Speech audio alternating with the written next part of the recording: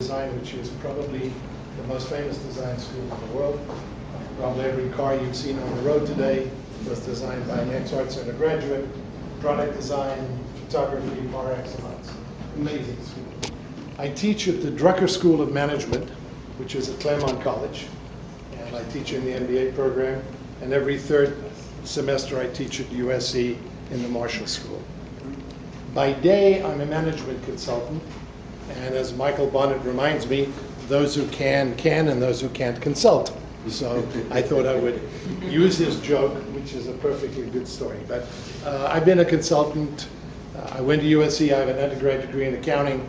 I have a master's in finance. And then I studied at Harvard in '86 in the entrepreneurship program, but specifically in negotiation. And my accounting firm was up and running till '92. And then I sold it to my partners and basically have consulted ever since, which I really, really enjoy. And I have some fairly strong views on entrepreneurship. And I'd like to share those with you tonight. The goal is that inside some of this information, there is something that you can relate to, something that strikes a resonant chord, and something that can assist you with the entrepreneurship activities that you do. So, this statement that the future is the present is actually a statement written by Mahatma Gandhi. This remarkable man who was born in South Africa, and as you well know, was the single most important reason for India becoming independent from Britain, and was the father of the nonviolent movement. But if you've not had a chance to read some of his work, some of the teachings of Gandhi have profound implications in both management and entrepreneurship.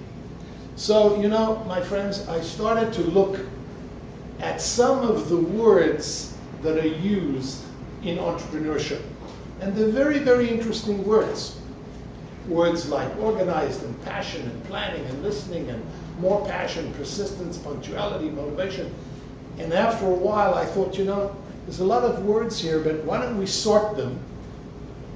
Because if we sort them by letter, we probably start to see if there's a pattern.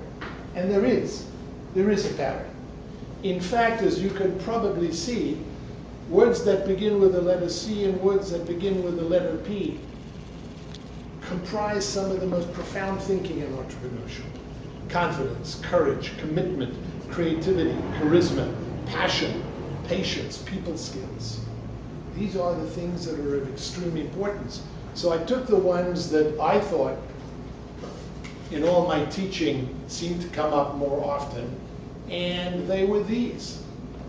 They were things like confidence and courage and being creative and competent and having commitment and obviously planning, because a wise man once said, we never plan to fail, we just fail to plan. And if you don't plan, you don't set goals.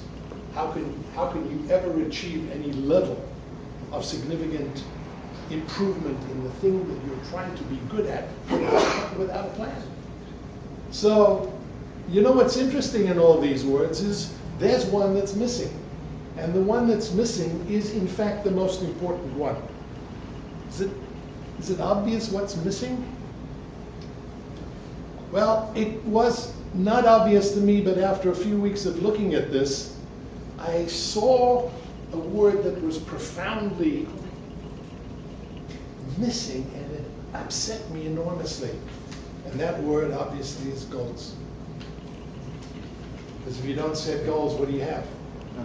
Now you got to define what goals are. I give you my definition. Goals allow you to control the direction of change in your favor. Now just look at the statement for just a second. Goals allow you to, you ready? Control the direction of change in your favor. That's huge. That's huge. One of the things that entrepreneurs seek to avoid is risk. They're not risk takers, they're risk averse. And by setting goals, what do? Well, first thing you find out is if you set goals, you'll provide direction to yourself. If you set goals, you'll energize yourself. If you set goals, you'll provide challenge. And lastly, you'll start to learn to think outside the box. And that's what you have to do. To provide yourself direction, which gives you energy, which further challenges you and makes you think differently. One of the reasons I love Apple computers is because of their audio logo. What's it say? Think different. Think different. Nike says just do it. They didn't come up with those words by accident. Those were very purposeful. So I believe, and I teach my students this, and I teach continuing education to lawyers, architects, and CPAs. And I believe that setting goals is one of the most powerful ways to unlock your potential. I think it's one of the most profoundly important things. Let me show you a study done at Harvard twice, not once. At Harvard, they found that only 3% of the MBA students had set down written goals. They were clear and written down. 13% of them had goals, but they never wrote them down. They were just up here. And the sad part is that 84% had no goals at all. Now I want to show you what happened in the future to these people. This will surprise you. The study was done in '83. By '89, the 3% with written goals were earning 10 times as much as the 13 with no written goals. 10 times. The study's been repeated 3 times. The 13% with no written goals were making twice as much as the 84% who had no goals at all. Just twice as much. The only difference? Clarity. Clarity. Clarity is seeing the world the way it is, not the way you want it to be. If you see the world through rose-colored glasses and your business doesn't succeed, then what happens is we beat ourselves up. But those people who see the world the way it is, with absolute clarity, are the people who are goal-oriented. Clear written goals, I believe, in your life give you meaning and purpose. Now, I also volunteer teach at Beverly Hills High School. I teach the dropouts. Stick these kids in a different part of the school, and they leave them there to rot until they're 18 so they can then kick them out. And these kids have got no self-esteem because they've been told all their lives what they can't do, what they didn't do, and how big a failure they are. So I walk into class and I hold up a sign and it says, impossible. And I say, that's you guys, you're all impossible. And they glare at me. And I give the side a tug, and the I and the M move away, and the I and the M open up, and a little apostrophe goes in between. And now it reads, I'm possible. And then they get a pin, and they got to wear this pin. They have to wear it all semester. You want to see profound differences in young people when you tell them you believe in them. The greatest gift I give my son and my daughter is to tell them I believe in them. I believe in them, and they're capable of doing anything they want. People with clear written goals, are you ready? All the psychological data tells us happier, stronger, more energetic, and confident. Set goals. Don't start a business until your goals are clear. Don't write a business plan until your goals are clear. This is John Coltrane, maybe one of the greatest saxophonists that ever stood on a jazz stage. He said, you can play a shoestring if you're sincere. That's a beautiful thing to say. And he's right. He's right. Then, of course, we're told about IQ. And you know my feeling on IQ. IQ, schmIQ, I think it's nonsense. I'll tell you why. You know these people? You know who that is. That's Einstein, of course. Who's that? That's Madonna. Who's that? It's obviously Kennedy. Would you like to know their IQ? I'll show you. Here's their IQ, 160, 140, 119. Wow, not bad for a president who's considered to be one of the great presidents of this country. Let me tell you what IQ does. It tests your logical reasoning ability and technical intelligence. What the hell has that got to do with success? Nothing. It's not a predictor of competence or success. It cannot measure creativity. It cannot point out a particular talent.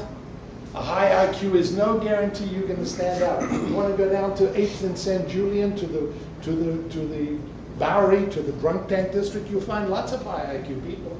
It's not just people who you think are down and out. There's lots of high IQ people. They just gave up.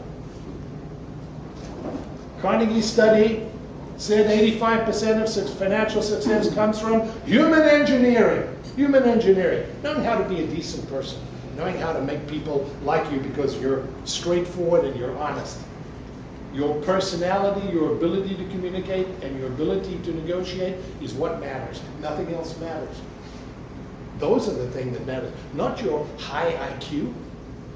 Your morals. I'm sorry? You left out morals. Morals. There's Well, so yes, many I people would from hope Harvard so. and I all would these ag- great institutions that are in I would jail. agree with you. Of course, the trouble is that even Hitler thought he was moral. So we could have a different conversation about what morality is, but I think you and I agree on what moral is. Doing the right thing. Yes, Doing the which right is a thing. major problem Absolutely. today in business. Look at this. Only 15% of success is due to technical knowledge. Only 15% of success. People do business with people they like and trust. End of subject. Says who? Tons of research. Tons of research on this subject. So I'm going to give it a big X if you don't mind. I think it's nonsense. Instead, I think success is based on EI, MI, and